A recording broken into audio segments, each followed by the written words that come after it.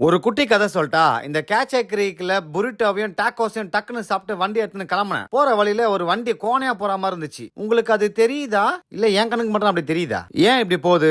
எரிபொருளுக்கு பதிலா சரக்குந்துக்கு சாராயத்தை ஊத்திட்டாங்களா? தள்ளாடின்னு போகுது. அப்படியே ஒரு 6-7 மணி நேரம் வண்டியை ஓடிட்டு புது ஹேசில்டன் அப்படின்னு இடத்துக்கு போய் சேர்ந்தேன். அங்க ஒரு பாலத்தை பார்த்தேன். உடனே வெளியில வாடா வளவா அப்படின்னு அவனை பறக்க விட்டான் பாருங்க. வேற மாதிரி இருந்துச்சு காட்சி. சொர்க்கமே என்றாலும் நம்ம ஊரை போல வருமா அப்படிலாம் சொல்லுவாங்கல்ல, அதெல்லாம் சும்மா பேச்சு. எல்லா ஊர்லயும் சொர்க்கம் இருக்குது, இங்க அதுக்கு மேல இருக்குது. அதே குதூகலத்துல ஒரு இடத்துல போய் கூடாரத்தை போட்டேன். வாயடிச்சு போயிட்டேன். பின்ன இப்படி ஒரு இடத்துல கூடாரத்தை போட்டு தங்க நினைக்கும் போதே மனசுக்குள்ள ஏதோ ஒரு சந்தோஷம். இங்க நிறைய பேர் கேளிக்கை பேருந்துல வந்திருந்தாங்க. அதாவது ஆர்வில நான் மட்டும் தான் விசைவந்துல போயிருந்தேன். இவ்வளவு ஒரு அழகான இடத்துல படம் பிடிக்கலாம் எப்படி? அற்புதமா பிடிச்சோம்ல எப்படி?